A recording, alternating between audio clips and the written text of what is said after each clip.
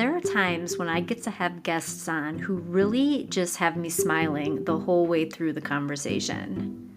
Margaret and Byron are exactly those types of guests, and they are here spreading love and like right at the absolute most needed time. If we haven't met before, I'm Sarah, your host at What's on Your Plate podcast. I'm just truly delighted you're here and have chosen to share your time with me. These episodes are made golden only by the people who grace this space, pour their hearts and purposes into the mic, and share parts of their stories that only they can speak to.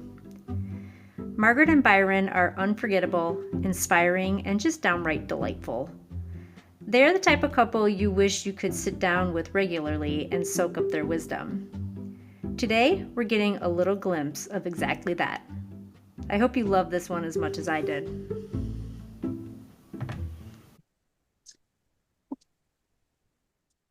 Thank you guys for taking the time today. I'm excited to have you here. And honestly, I think this kind of conversation is perfect timing. The world needs a lot of extra love right now, I feel like.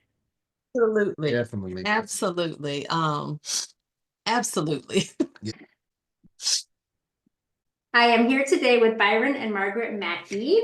They are hosts of a much needed platform, especially these days, the Beyond I Do podcast, which is a space to uplift, inspire love, and also authors, which is amazing, you guys. I love how you are just showing up and spreading such love and inspiring love, and it's really refreshing. This is a new type of conversation for this space, as I've mentioned to you both before, and I'm really excited to share it. We're excited to be here. We thank you. Yes. It's still, when you say authors, that's still, I'm like, who is she talking about?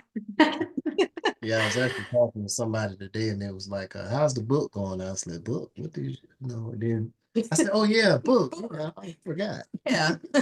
Isn't that funny? I mean, this amazing work that you're doing, and I think we can all sit with that imposter type syndrome sometimes of you think that's somebody else, or that's something other people accomplish or do, but you're doing it. Right.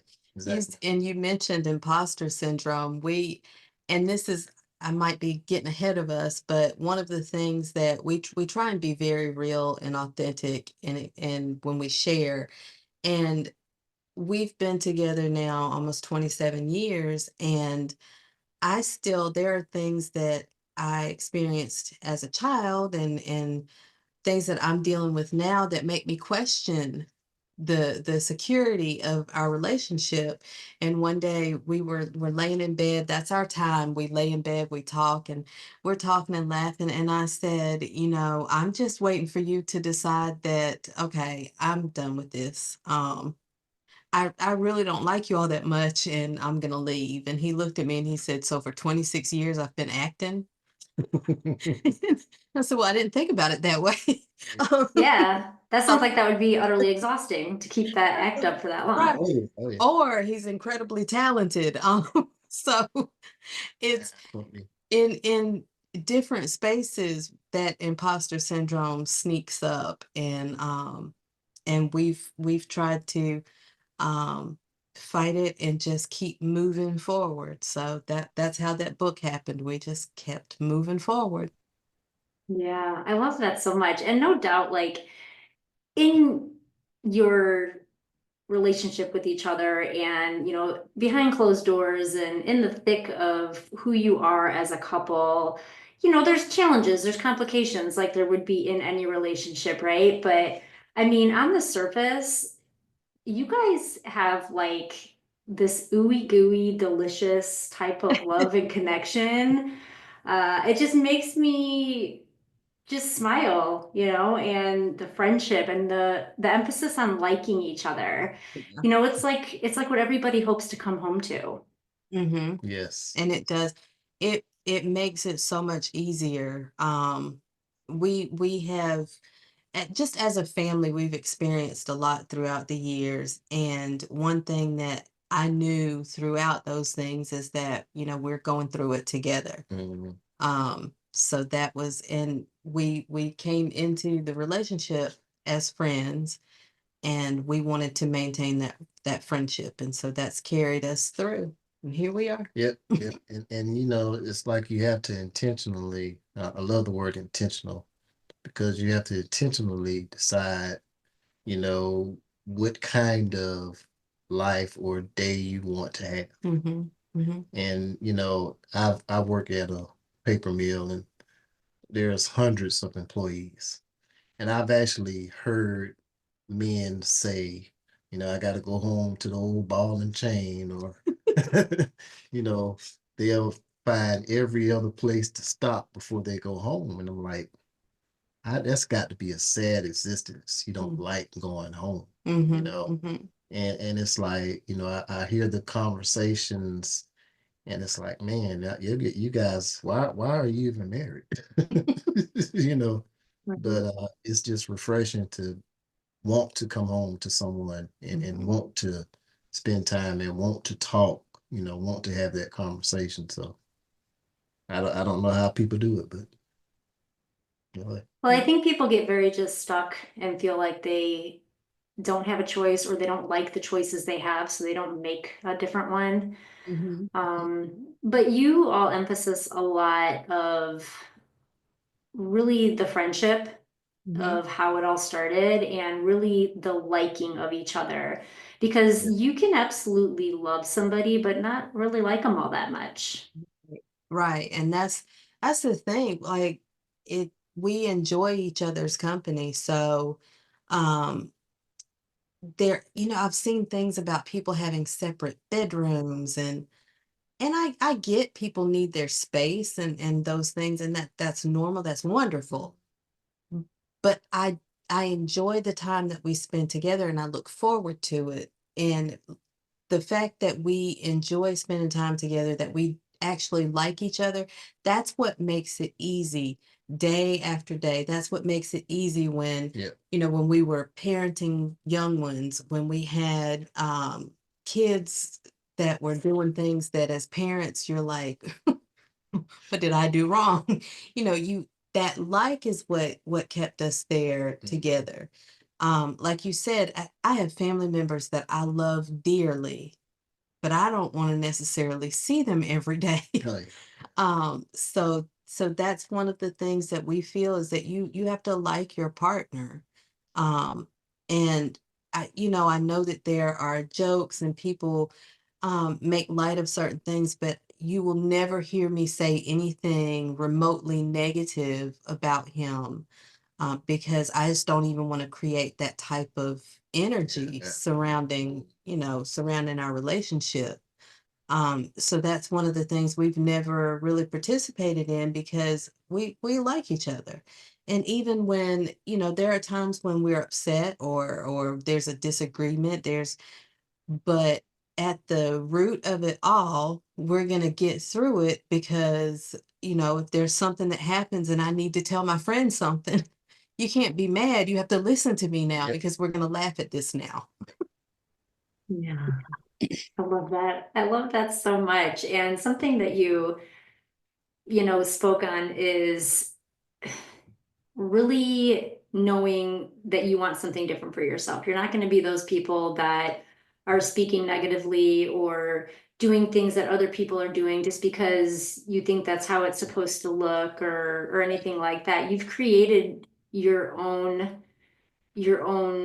framework, so to speak, and you have developed your own lives to look different than other people's. Is the way that you have developed your relationship been inspired by what you witnessed growing up, or has this been something that you just cultivated on your own and knowing what you wanted differently? Well, I know for me, I grew up the youngest of 10 children, and we had a pretty big household growing up. Now, all 10 children weren't there all at the same time, but you know, some of my siblings were adults who had children. Some of those children are older than me. But I just always been the type that to go against the grain. Um, if everybody was going left, I'm gonna go right. I'm gonna see what right is about. And that's just the way I've moved about life. So I never got comfortable with going with the crowd. And so if I seen people do things one way, I had remember a comment a older man made to me one time, and he said, well, every man got to have something on the side. And I was like, really? Why? So I had to question that, like, why does that have to be? Who says that that needs to be the rule? You know, so I challenged that to say, okay, well, I'm not going to do what everybody else is doing because I want to create the life that I have now. So, and we make decisions. And like I tell my kids all the time, life is all about decisions. You know, whether you decide to get up in the morning or whether you decide to lay in the bed, that's a decision that you make. So I'm going to make a decision to intentionally not put myself in a position to create a life of teetotal hell because I know that this woman that sitting next to me, she can bring it. So are we making fear-based decisions over there, Byron? What's going on? It's very Those are smart, conscious decisions. those are decisions based in fact. However, now what he neglected to say was that his dad was the best man Oh yeah. ever placed on this earth. And so he had a model of what a father and husband and provider is. And not only within his family as a father, but as a model for him and as a friend for him. Um, so he had his father, and for me, I had the opposite. I had exactly what I did not want. Um, so I knew I wanted a relationship where I liked my spouse. I knew that I wanted a relationship where my household felt comfortable and safe because those things are the opposite of what I grew up in. And I am just I don't want to say stubborn because I'm not necessarily stubborn. I was just determined enough to create that. So I didn't see it, didn't live with it, but I knew what I wanted. And early in our marriage, there were times when I told him there were certain things that I just would not accept. As a child, I didn't have a choice what I had to accept, but as an adult, I will not accept this. Mhm. And so I think that we took bits and pieces. He had good examples of what to do. I had excellent examples of what not to do. And then I think we were young enough that we were still kind of growing Yeah. and we were able to piece together the relationship that we have now. We kind of took, once we were together, we kind of took from other couples that we looked up to Mhm. and said, okay, this works for them. Let's see if this will work for us. And if not, we can tweak it a little bit. So it, like he said, intentional, and we were intentional from the very beginning. It looked a little bit different when we were 22 and 23, Yep. um, with baby to boot, but we knew that we wanted to be together.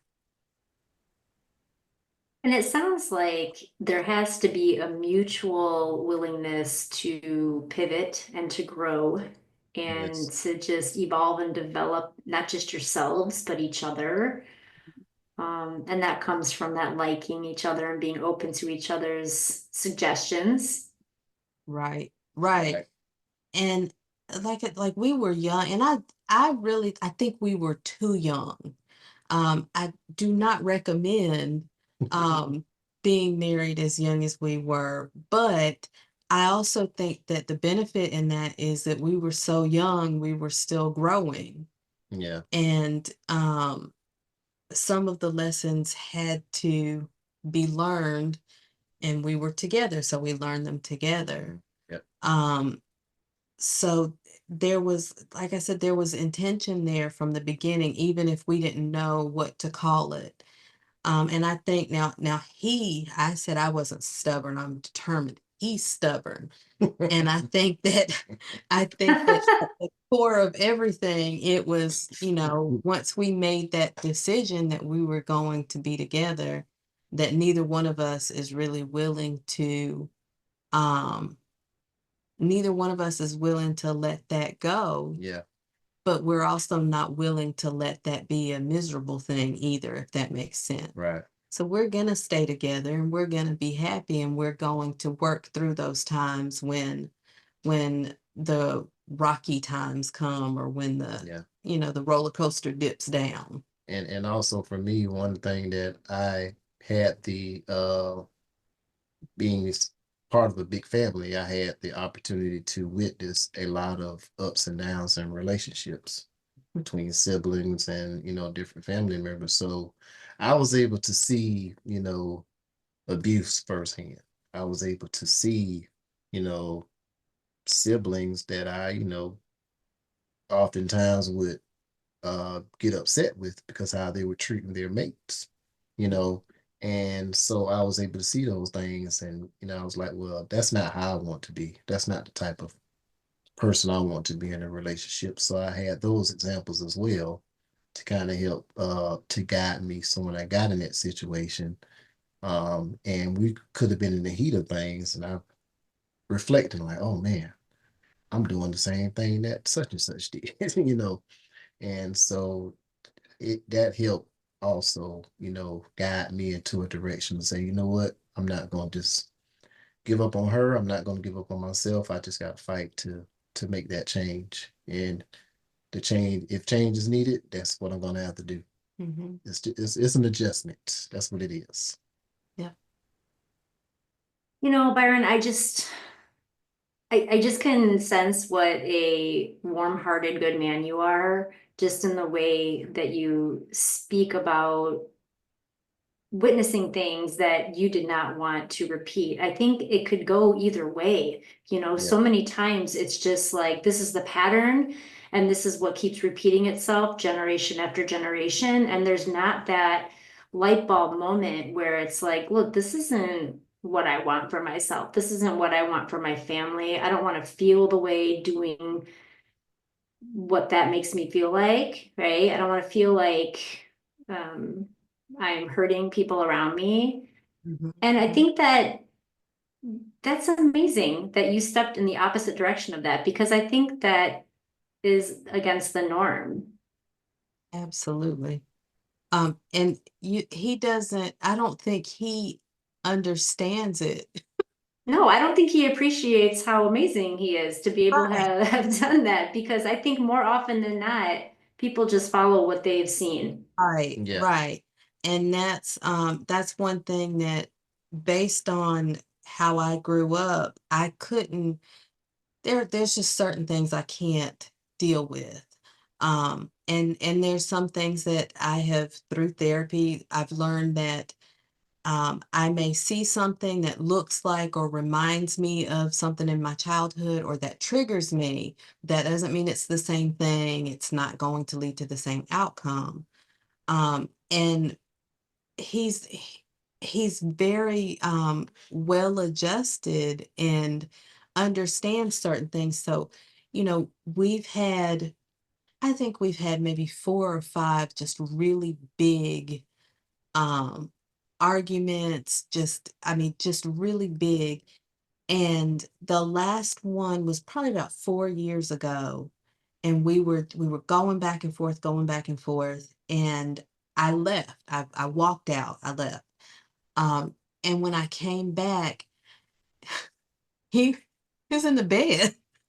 Wasn't asleep, but he was in bed like it's just a regular night. And for me, there was so much anxiety, and I was so unsettled that I wanted to not speak to him. I wanted to go to sleep and not say anything, but I could not. I had to speak to him and I had to make sure that everything was okay. And he explained to me, he said, baby, we will have disagreements and then we'll cool off and we'll talk about it and we'll work through it. He said, that's what conflict is, and that's okay. Yeah. And I was like, wow. And then I was processing all of that with my therapist, and she said the same thing.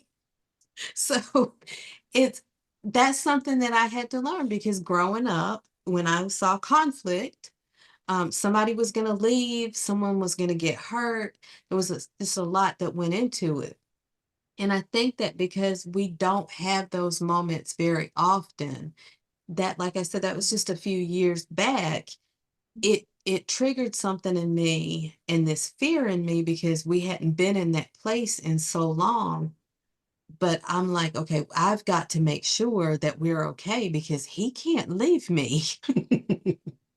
um, and and But that never even crossed his mind. it didn't, and that's exactly what I was gonna say. So where I'm like all turmoil and oh gosh, all gonna blow up. He's like, what? So because he's watching the Yeah. news, he's moved on. It was a few years ago. We had a conversation, and I was saying, look, I don't have time to take the time to get to know anybody else and learn their habits and this and that. She got a little offended by that. She was like, what do you mean by that? I'm like, I'm just telling you, right? It's like I have motivation to not mess up or motivation to keep myself straight because and it's not that I don't love you, but it's just that's the other side of that motivation, right? See, Man, look, he just told time to be doing. part of the story. And what was said was, I said something, okay, there again, spiraling down.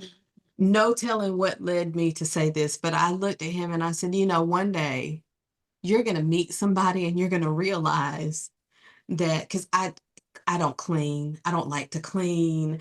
There are certain things I'm like, that's just that I just don't do that. And I said, you're gonna find somebody, she's gonna make you laugh, and she's gonna clean, and she's gonna cook, and she's gonna do all these things, and you're gonna leave me. And he looked at me and he said, I'm not gonna leave you.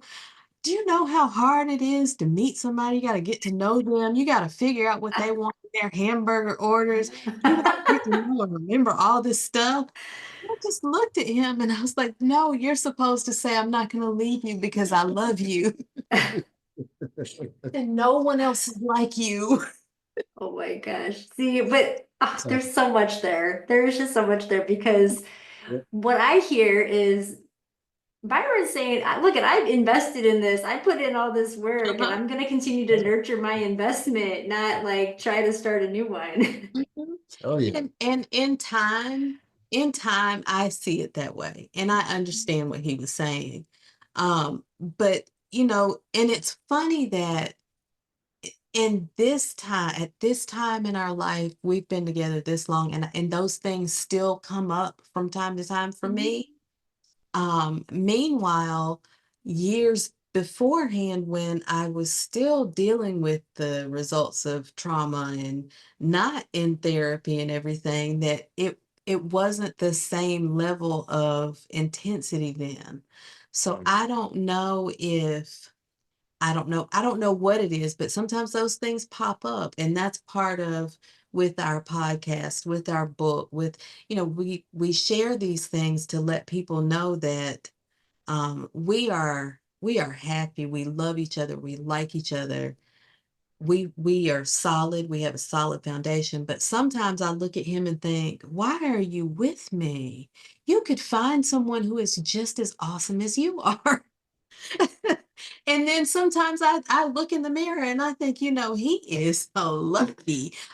So, there are those times when you have those moments, and that's just a part of it. That doesn't mean that, I'm going to pack a bag for him and tell him, now go find the love of your life. It just means that you have this ebb and flow and you work through it.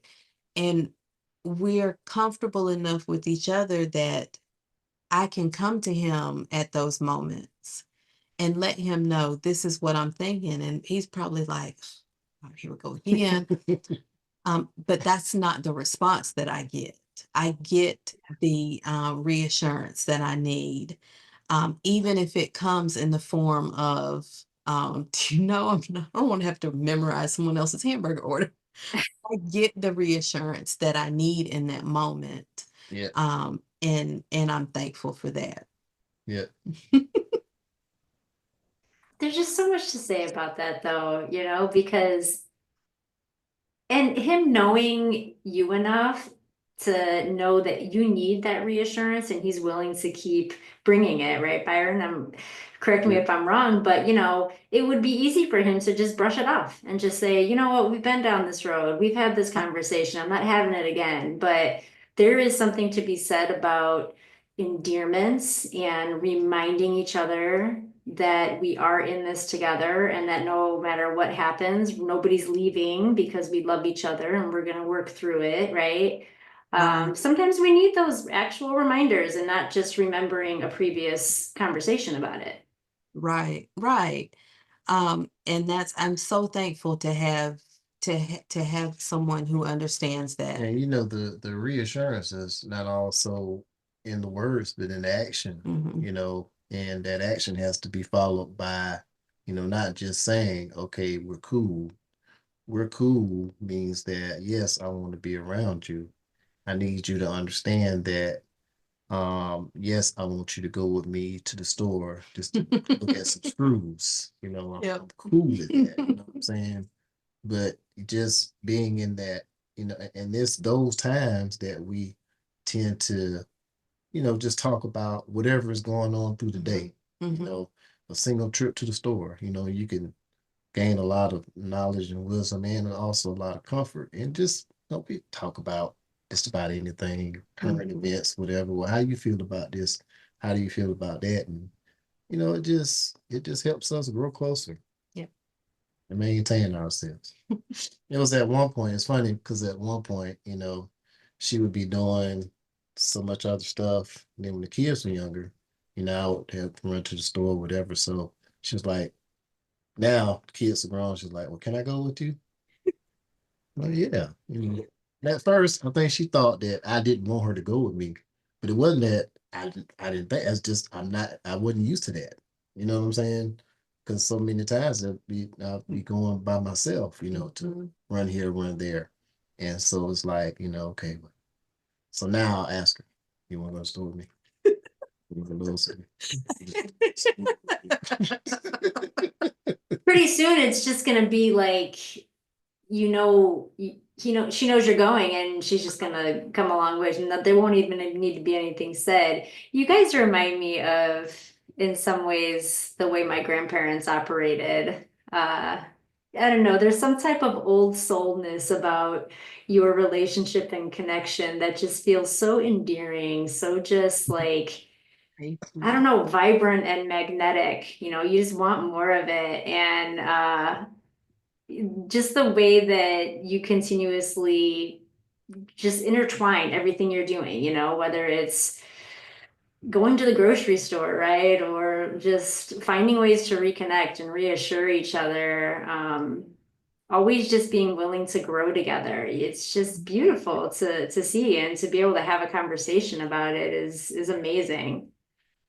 Yes, and people need to understand that it doesn't take a whole lot of effort on the most part. Now, yeah, you have to put in effort to make things Doesn't happen, have to be but it doesn't have to be extravagant extravagant. and Yeah, it's like one of our joys. Like, we have our routine. We go to Walmart. Okay. Go to Walmart. I'll grab a buggy because I know we're gonna get, something. absolutely more than we need. The very first place we go to, even though we're going for, let's just say, some chips. I need to pick up some stuff for work tomorrow. All right, we're gonna turn to the right and we'll go buy, cosmetics and everything. And we're going to the clearance aisle to see what's on clearance. Now I could have been there yesterday, but we're going to look at clearance to see if she sees anything or if I see anything. They put out something, and then we're going to stroll right down by the toys, go to the automotive section, even if I don't need anything. I might think of something there. Then we'll run on around, back around to the yarn. That's her thing. She'll look at stuff. She may grab something. She may not. And then we'll go get the chips, and then we're out the door. You know.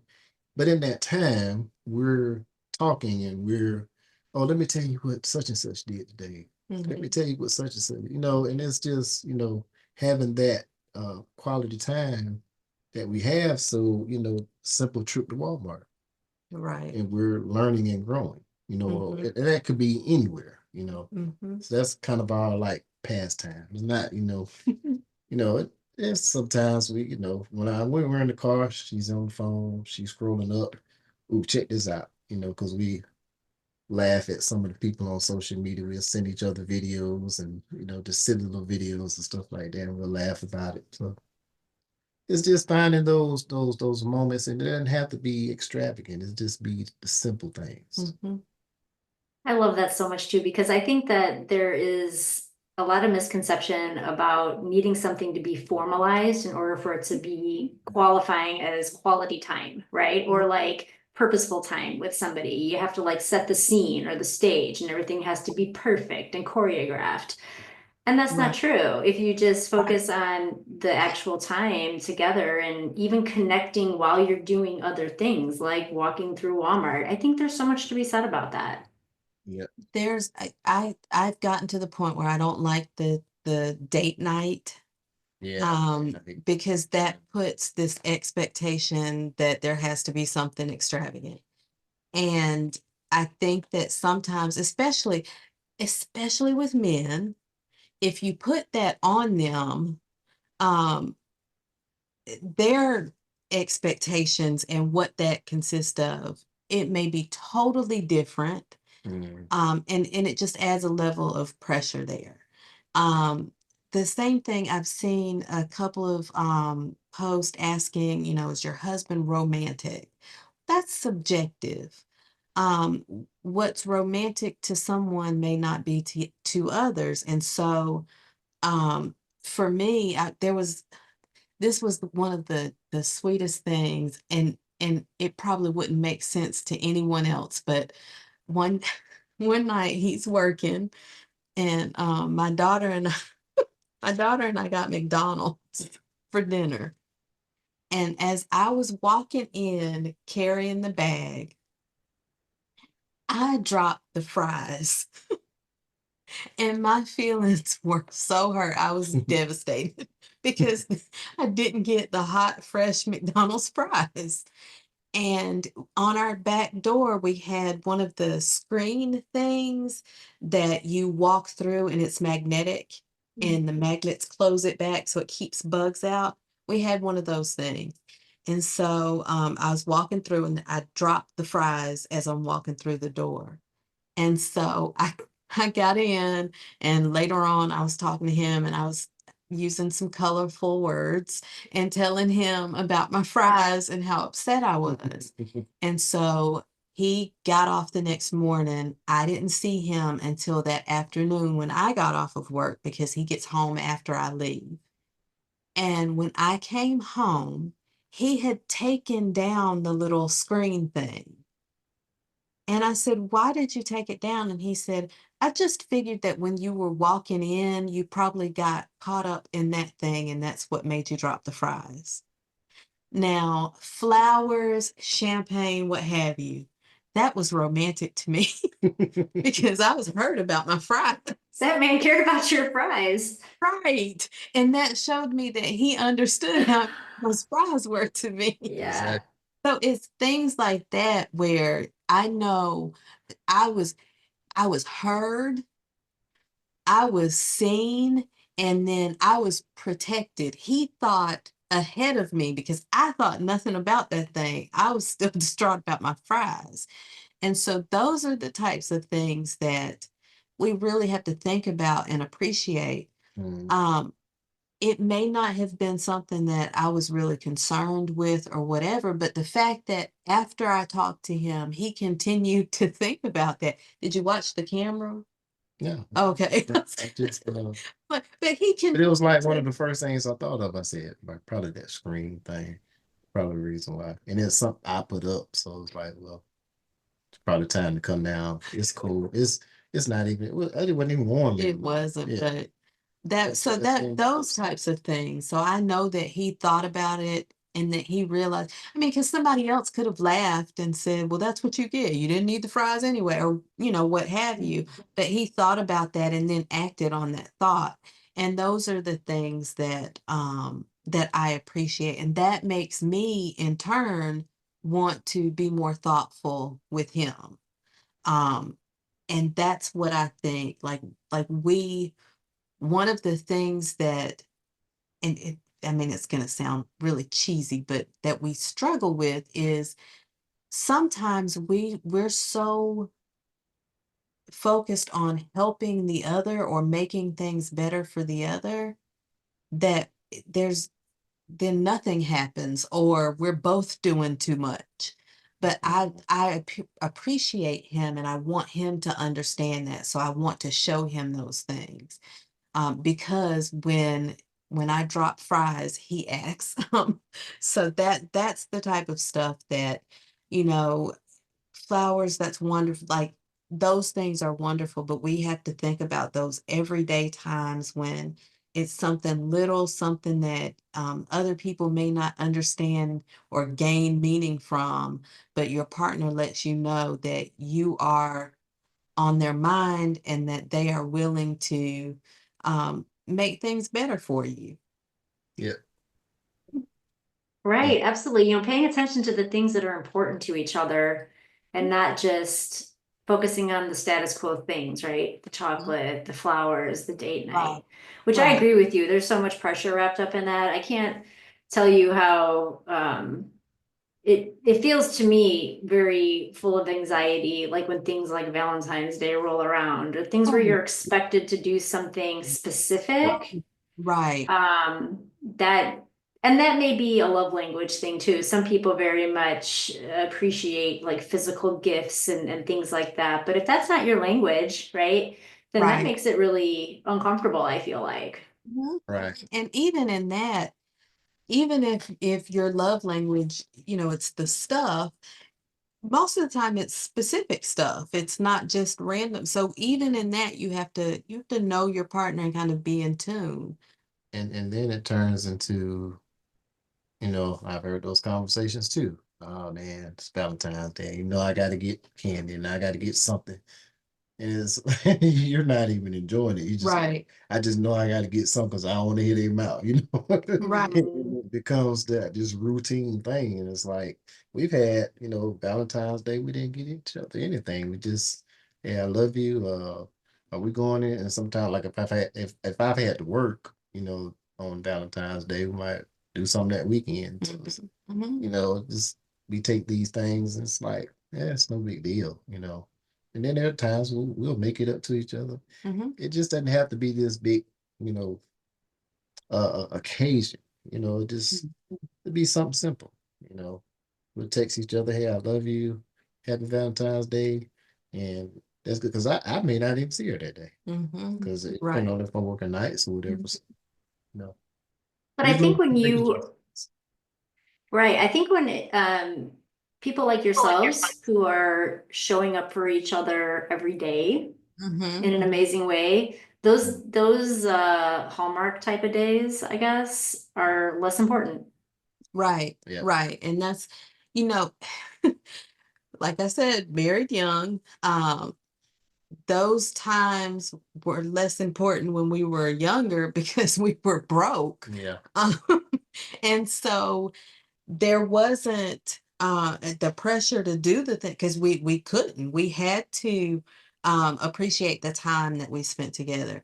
Or Christmas is the whatever we had that went towards our kids yeah, and went towards family. And so with each other, I think that that made us more cognizant throughout the year. I have to make sure that you understand I love and appreciate you, and I'm going to do this, or I'm going to, it's October and there's a little extra left over, so I'm going to get you this. Yeah. Just because, and we appreciate those things. And that just became how we are, now. So when there's ability there, it's still, the focus is the day to day and not just one day a year. Yep. And you mentioned your children a couple times now. I'm really curious to know your opinion on how the children enter the dynamic of the relationship in regards to who comes first. I've heard people say kids first and foremost, no matter what, above all. And then other people have the opinion of the foundation of the parents has to be first and foremost, and then the kids will be fine. What's your opinion on that? More of the latter. Yep. We've always known that our role was to raise the kids, and then they would eventually go out and create their life, and we would be left with each other. And we wanted to make sure that when we were left with each other, you hear about people who enter that empty nest phase, and they realize that they focused so much on kids that they don't know each other. And so we have always put ourselves and really our relationship above all. And with our kids, of course, when they're younger, of course you have to put in more effort and Yeah. be there for the kids. But when it came down to it, we prioritized spending time together without the kids. We had a very, very strong support system when our kids were younger, and I'm so thankful for that. My mom was very involved, sometimes too much. And one of his sisters and our niece, the kids were with them. So we had this support system that if we needed a weekend, we had somewhere where kids could go. We knew they were safe and taken care of, and we could have that time to reconnect. And so we've always put that our relationship even ahead of the individual. We've always put that relationship first. And our kids, now as adults, I think if they heard us raise our voice to each other, they probably would have a little stroke or Yeah. because they just know, they grew up knowing that we're a united front. They got to the point where I'm the disciplinarian, and they had gotten to a point where they'd say, "Mom, never mind, Dad," and they'd ask him, and I'd hear him say, "Ask your mom." So They get me in they trouble. realized that. What'd your mom say? Yep. She said no. Okay, well, listen up. So And even in that time, like if it's an example like that, there were times when I thought that, it would be okay. So I said, well, hold on. Let me go talk to mom. And I would talk to her and be like, look, let's just let her go. They ain't gonna, have to give us a break, talk her into it. And then I'd go back. But I would never like in front of the kids say, no, you just go ahead because I said you can go. Right. No. Right. And plus he knows, and my kids realized that. That's why they started asking him, because my default answer to everything was no. Yeah. And then I think about it and go, oh, I guess I can. They try to catch you at sneaky times. So but that was something that we never they never saw us, have disagreements. And we also, during that time when they were younger, with his work schedule, he works a swing shift, so he's off about half the month. So he was the one, I teach, so I'm working when the kids are at school. He was the one going to field trips, and if they had functions in the classroom, like he was one of the class moms, basically. Plans, And so we shared that dynamic. And then when they were old enough to participate in sports and martial arts and these things, sometimes it was tag team. You take this one and go this way. I take this one, or my mom would step in. And so, like I said, we had a fantastic support system, and we were able to nurture them while still nurturing our relationship. And I wasn't necessarily the greatest cook, but I learned how to make all the different hamburger helpers and garlic bread. Every now and You know then, what? like, And that's one of those things, sometimes you just have to like surrender. Everybody survived, everybody was fed, you know. I mean, regardless of people's food choices or preferences, at the end of the yeah, day, everybody needs to eat, Right, right? is it? right. That was my thing. And And then a lot so, of times, because I work shift work, depending on where she was teaching at, she might get off at 4 o'clock. Well, I have to be to work at 6. So, then that entails also 30 minutes for travel. So, I had to make sure the kids got home. I got up, got to find them something to eat because I didn't want them eating so late waiting on her. So, a lot of times I would cook, mhm, and I would go to the store and grab whatever. All right, we're gonna have some ribs tonight with some rice and some, green beans out of the can, whatever.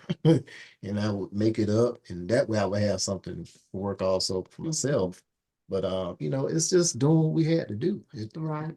We didn't like it kills me when I hear people talking about gender roles and well, the woman needs to do this and the man. I was like, it just needs to be done. Let's get it done. Mhm, mhm, Now, I probably washed way more clothes than the average man when the kids were growing up. I don't hardly wash them anymore. mhm. I mean, 'cause We've moved kids through are that gone. Yeah. phase. Um, Mhm. and it's the type of thing where I don't think a lot of people really think. So you hear different situations in relationships. So Mhm. when kids are younger, you hear a man maybe complaining about not getting enough in terms of sex. You hear a woman hearing that she's not getting enough in terms of help with the household Yeah. chores. And if you just sit and listen to each other, if you help me with the laundry, it may put me more in a mood to give you what you need. And we work through those times because the kids aren't always going to be there. And so, because we were able to maneuver through that time, now um, our kids they're here with us, but they're adults. Um, we have whoever cooks, whoever does laundry, Yeah. um and our relationship is intact and it's healthy, and our kids are beautiful healthy human beings. And um that's just a short time in the whole thing. Mhm. If Yeah. it's till death do you part, that little piece is just a Yeah. short time. You do what's necessary to get through that part. um, and that's what, like he said, we all had to eat. So sometimes that meant he cooked. Mhm. Now he rarely has to do that. I get home, I cook, or sometimes I cook the night before for the next day. Yeah. Because the kids are older, we're not in that same And stage. sometimes the kids cook. And And sometimes yes, I'll be and like, that's a beautiful thing. you don't want to cook nothing, let's just go pick some up. I mean, And it's yes, or the kids take us out to eat, which yeah, is another yeah, beautiful that's thing. Yeah, I'm gonna look forward to that stage in life for sure. But yeah, acknowledging the seasons that you're in, right? And working the shift, so to speak, or being in the right position in that season to make the dynamic just flow in a way that makes sense instead of just struggling with who's supposed to do what. And I Right, think that that is something that gets missed a lot for sure. These, assignments of things based on gender, maybe, or just what somebody has been accustomed to in terms right, of what they saw when they grew up, yeah. being willing to just do what needs to get done, right, like you said, Byron. I think that that is a very simple thing that is probably missed a lot. right. Yeah, and it's times we both like, we both worked. I work 12 hours, she work 8 hours, 9 hours. She may have to do some work when she come home from school. And there were times when, I would still cook. Or there were times when I would cook, she would cook, and I would make sure the kids had their baths. I would make sure they got in the tub, make sure that, they got their clothes ready or whatever. It's just like it didn't make sense to me to think that, well, I'm mad. I work, I come home, I'm gonna grab me a beer, and I ain't doing nothing else but watching TV for the rest of the evening while she does everything. And when I see people complain about stuff like that now on social media, it's like I want to just grab them by the ears and say, "Man, get your ass up and help that woman." Like that's what I Right. want to do. Mhm. And we get that society says things have to be a certain way, and sometimes you don't have to tell anyone what goes on in your household. Um, Mm-hmm. but that's home, and home should be comfortable for all of the inhabitants of home. And so you do what's necessary. We're a team. We work together. And even with the kids as they were coming up, there were chores that they needed to do. And they had to help out. We ended up so when our birth children were a certain age, we adopted a teenager, and it was a rough few years with her. As an adult, she came back and she had a baby. She wasn't ready to parent, and we eventually adopted that baby. And so we started out with a baby unexpectedly. Yeah, Wasn't anything that we had planned or thought we would be doing at that time in our life. And so the older kids, our birth kids, they had to help, mm, because we're going to have to get through this, and what happens in our home affects everyone. And so that's something that we even instilled in them, is that this is home and we want home to be comfortable. yeah, So that means that everyone has to do their part. Love that so much. And it goes back to something that you all had mentioned previously, in that you're doing what's best for your relationship and your home, not necessarily what's best for the individual people. Right, right, right, That exactly. too, I think, is something that gets missed. And while we need to take care of ourselves individually, I just think that it's not it's not something that is as simple as it seems, right? Because if you are truly putting yourself as the most important part of this family, and everybody else has to wait, kind of thing. I mean, I suppose there might be times for that, but if it affects the dynamic of the entire house and the joy and the connection of the entire house, then that's not something. Putting you first isn't ultimately being there for everybody else in a better way. right. Right. And the need to take care of yourself, of course, we get that. Mm-hmm. Because I can't help anyone if I'm not taking care of myself. Right. It's just that, I mean, as a parent, you make sacrifices Yeah, either way. As a yeah, parent, you can't say, well, I'm sick, somebody else is going to step in and parent today. mhm, You do what's necessary. And so that's the type of mentality that we mean. And it's not saying that, like we said with the Walmart trips. Um, we compromise. We both want to go through the clearance aisle. I don't care about the car stuff, but we go through that because he does. And he doesn't care about the yarn, but we go through that aisle because I do. And so those are the times when, okay, we're going to look out for me here, we're going to look out for you here, mm, and then we come together and both of us are happy. So just making sure that the individual person is heard, their needs are met, because that's going to make that team a stronger team. yeah, Absolutely. I'm just sure that you hear this every day, but you guys are an inspiration for sure. I mean, this is like the goals for everybody in terms of happiness and joy and just connection within their marriages and partnerships. And the fact that you recognize that and are showing up in a way that is talking about it so other people can hear it and learn from you.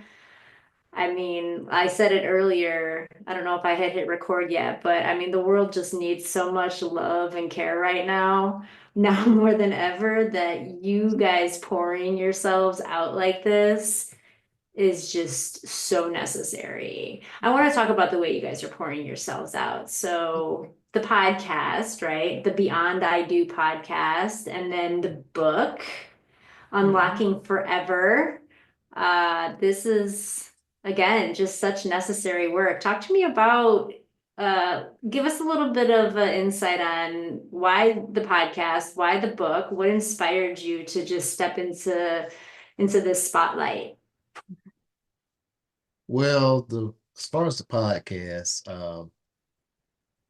her and I both have been talking about, gaining some type of presence on social media at some point, individually. Like, well, what do we want to do? I wanted to kind of, and it was always geared towards helping people. I just love helping people whatever way that I can. And she does as well. So, I was like, well, maybe we could just do some funny clips. I didn't want to do the, sit down and bash celebrities. I didn't want to, talking about what's going on in their life, and spread the gossip type thing. So I was sitting there watching an episode of Steve Harvey's TV show one day, and they had a bunch of couples on there that had been married 20 plus years, and the longest couple had been married like 50 plus, 54, 55 years. And they asked them, they said, well, how did you guys make it for 50 years? And, they said the usual, commitment, communication. And it sparked me. I said, well, what is communication? I often hear that, but what does communication look like on a day-to-day basis? So that got me to thinking, okay, well, maybe, we've been married at that time, it was what, 23, 24 years? It's like, well, we got enough that we can tell people by how we made it, because, you always see, everybody's taking these, looking at celebrities as couples goals, or so to speak. And then when those celebrities break up or they have issues, it's like, well, like, and everybody's like, see, look at them, and, growing up where we grew up, and living in our area, I know people that have been married 50, 60 years, 40 years. Like, we've celebrated anniversaries with people. But if you look at social media, nobody's staying together. If you look at, the television, nobody's staying together. Everybody's breaking up. So, that led me to ask her, say, hey, let's do a podcast, talk about us. And I was like, she's an introvert. She ain't gonna do it. She said, yeah, let's do it. And I was like, oh, okay. And so we sat there for the first, I don't know, year. Yeah. Because she was like, I don't like how I sound on recording. I'm like, well, how in the heck we gonna do a podcast? You don't like how you sound on recording. So it's like one evening we're sitting in the living room. I'm like, all right, we got to get used to hearing ourselves. So I put the iPad and I faced it towards us and I said, say something. And she was doing some crocheting. Say something. I don't want to say that. I said, well, we're gonna have to get used to it. And so, maybe probably about 3 or 4 months later, we're on a cruise and we took our iPad with us. And I said, all right, we're gonna do something. Ship is sailing, we didn't gamble enough, we didn't drunk enough, we're gonna do something. So we recorded our first episode and did nothing with it. And so later on that year, we were on vacation. I always end up getting the last week of the year. And we were on vacation, so we went to Las Vegas. That's all right. We finna just do an audio recording. Yeah. And we recorded it, did it, and I was like, okay. And it is funny, if you listen to our very first episode, you can hear some sirens in the background. Yeah. It was literally like we That stayed was on the Vegas. strip and it was like something happened. Like, Yep. it happened. But so we all right, are you ready to hit send? She said, yeah, let's do it. We hit send. And it's been on ever since. Yep. That was January 2023. And I remember I made this long post, long for me anyways. And I said, anyone who knows me knows that all of this is out of character. The post, the podcast, all of it. But we posted, and we had so much support from our family and friends. It was phenomenal. Yes. And so um, that first year, the first 10 episodes, we broke down our relationship. So we talked about how we met and got together. We talked about our current situation and how things were. Raising kids, Finance, kids, communication. And so after that, we started just finding topics online about relationships to talk about. So then the second year, I said that end of the year now, when we go on our trip, we use that as like our planning time. And so that year, I said, I want to invite guests on, because if we're going to be good partners, we have to be good individuals. And so he was apprehensive at first. I like what we're doing. And so I don't want to be talking. but I mean, we've met some wonderful people. We interviewed different types of finance coaches. We had a sex and intimacy coach. We had just all types of people, because we feel like you have to feed into yourself to be a good partner. And so as we were meeting these people, as we're doing interviews, it was like one after the other. We're asking, have y'all written a book? Yep. No. And so for me, that was something on my bucket list, is to write a book. He writes music, he writes lyrics. So both of us, we love to play with words. And we started, and we love to make stories. So when we do travel, we look at random people, and by the time we get to where we're going, we have their whole life planned out. Yeah, we background and everything. We Right. made up a background. So I said, maybe these people are on to something. We started talking about a book, and we looked at our first 10 episodes, and we took those titles and we used those for the sections in the book. And we sat down over spring break this past year, and we wrote out the book. So that was in April. And like I said, it follows our first 10 episodes. We give information about us and whatever that topic is. And then we give a key at the end and a suggestion. Sit down with your partner and, go over your financial plan. What type of spender are you? And these types of suggestions. And so that was in April. And I kept telling him, I'm struggling with the formatting. I'm So struggling. procrastinating, getting it Yes. out maybe is more Yes. accurate. That imposter syndrome. Ooh. And finally, the end of June, I finally just did it. And we put the book out there. And there again, our family and friends, they stepped up and supported us. And it was a wonderful experience. So, And it really didn't hit until we had gotten physical copies. right. And to see the physical copies come in, and I look at them, Our names on the front and our pictures on the back. And yeah. so that and we meet people. We've been interviewed by people like yourself, wonderful people, and you're telling us all these things and making us feel so wonderful. And I'm like, who is she talking about? And everybody's telling us, you guys are doing, and you guys are needed. Like, everything you're doing is needed. talking about us. And I'm like, I hear you. I hear you saying that we're needed, but who needs us? It's a surreal thing, because I mean, this is us. Yes. And we love, and for anyone who wants it, we want them to experience it. And so if watching us or listening to us Mhm. inspires that, then that's wonderful. Um, but it's a very surreal thing to hear people say that, and to, like I said, with the book and those things.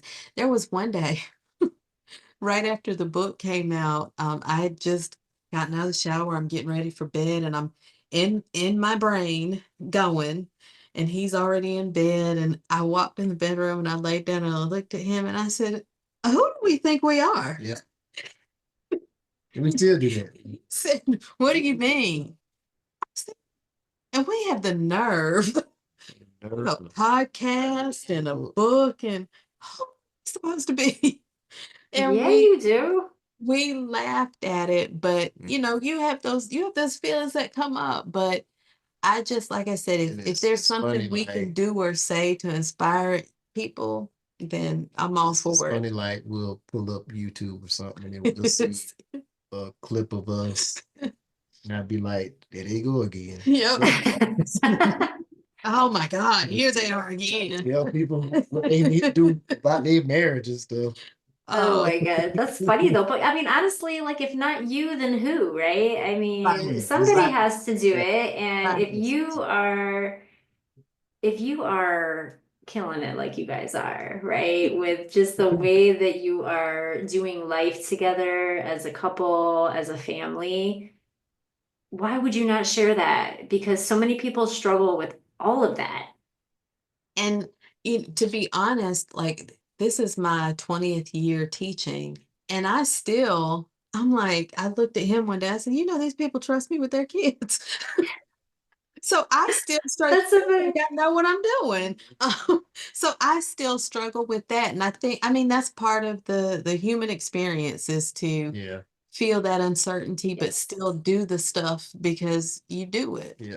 Um, Exactly. so that's what we're doing. We're doing the stuff because we That's can what do we it. do. Yeah. Yeah. For sure. I mean, just because you're doing it doesn't mean it's not scary. I understand that 100%. Um, just show up even if it's scared. Right. Right. Yeah. And the funny thing about it is you look at, other podcasts or you look at other books and you see these great vast numbers and you're looking at 18,000 looks and likes and you pull your stuff up and you've got six or seven. But what's refreshing is when you hear one person Mm-hmm. tell you, man, y'all keep doing it. Y'all keep Yep. doing this. Mm-hmm. I'm Mm-hmm. learning a lot. So, if I can help one person per episode, that is enough for me. Mm-hmm. For sure. I've always said that too, like whether it's one person or 1 million, Yeah. because what also you don't necessarily think about with that one person is that one person is then going to tell somebody else, and that somebody else might tell two more people, and those two people, and it just carries on, right? So even if it is one person, which is way more than that, because everybody's going to be chiming into what you guys are doing, it's just too important.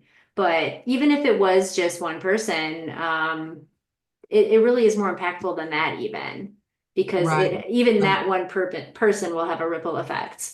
Right, Right, right. And exactly. that's Exactly. and that's what keeps us going, is that like he said, there's nothing like we'll get a text. We did a live one day, and that was something different for us. We were doing our Sunday runs, visiting our my dad and grandmother, and going to the store. And I said, well, let's just do a live while we're driving, because those are the times we have some of the best conversations in the car. And I said, some of this we need to share. And so, as we're talking, a cousin who, she's always supporting us, she's always sharing everything. Yeah. She popped up in the comments and she said, "Y'all are doing so good." She's older, she's my mom's age. She said, "Y'all are doing so good." And that encouragement Yeah. means a lot to us. So, we're gonna keep on trucking along Trucking along. and see where it takes us. Yeah, So, absolutely. Just keep on keeping on with that. And, honestly, um, the work that you've done just in your own home with your own kids, I just don't want that to go unmentioned. The way that you've influenced just your children to show up better in their relationships mhm. is in and of itself like amazing, epic work. So just know that too. Even if you never hit record again, if you never put another book out there, that in and of itself is phenomenal, because Right. most of the time that's not being modeled like you guys are. So thank you for just that important work. Thank you. Thank Thank you. you. Thank you. Is there anything that you want to leave our listeners thinking about as we bring our conversation to a close today? The main thing is what we believe in. We believe in Yeah. like over love. And we say that because, like we've said before, you love an uncle, you love your mother, you love your father. That does not mean that you want to be with them day in, day out Mhm. for the rest of your life. So for the person that you choose to spend the rest of your life with, you have to like them. Mhm. So you focus on those things that like. Well, how do we get to like? We get to like by spending time with each other, Mhm. by getting to know them, learning those deep, dark secrets, learning those, ideas and those dreams, and also helping each other Yeah. achieve those goals and those dreams, whatever they are, listening and doing, putting action behind what you hear, Um, there was a friend of ours, a close friend of the family, just talking to this individual, and she spoke. This person had a pretty rough marriage, and she stated that for the person that she was married to, that she didn't like flowers. She just didn't like flowers. Told him time and time again. But what would he do? He would get her flowers. So now thinking to myself, well, I'm a man. I want to show my wife that I'm listening to her, that I like her. So liking her, that means I'm listening. So the last thing I'm going to do is bring in a bouquet of flowers. Not because, that's what every other woman wants, but it goes to her individually. Mhm. And that's the type of thinking that people need to take, not just doing what the masses say. Why are you doing these things? You look at the motivation for why you're doing things, gentlemen, men. Don't have to be extravagant. Just listen. Listen to her. She will tell you, and you can get a long way. You go a long way with just listening. Very good. Yeah. Very good. Try. Very good. This has been delightful. I feel like I just want to sit here and like pick your guys' brain all night, but I'm gonna respect your time and not do that. But tell us where our listeners can find you outside of this conversation. How can they connect with you? So our website is www.beyondidopodcast.com. Yep. We are on Facebook, Instagram, YouTube, and TikTok, the Beyond I Do podcast. If anyone wants to reach out for, guidance or have some questions, we can be reached at admin@beyondidopodcast.com. Yeah. Perfect. And all those ways to stay connected are going to be in the show notes, a click away, so everybody has very easy access to finding you and just reaching out, connecting, listening to your amazing platform, acquiring your beautiful book. Thank you for just continuing to show up like you do. This has been a beautiful conversation. Thanks. Thank you for having us. Thank you. We've enjoyed it. Yes. This is truly one of those conversations that I just didn't want it to end. Every piece of advice, every bit of experience they shared was a mix of relatable, something to aspire to, or something you wish you had realized sooner. My favorite part, though? Gosh, if I could even pick. I guess if I had to choose my favorite part, it would be about the friendship within the relationship. Do you like the person you're with? Is your partner someone you would be friends with or want to spend time with if you were not romantically connected to them? Love can only take you so far. Like, on the other hand, that's where long-term happiness and success lives. Connect with Margaret and Byron on their own platform, Beyond I Do Podcast, for more conversations you'll love, as well as on all their socials. Find all ways to connect with them just a click away in the show notes. Please take the time to follow What's on Your Plate podcast and Beyond I Do podcast to keep the conversations coming. Until next time, friends.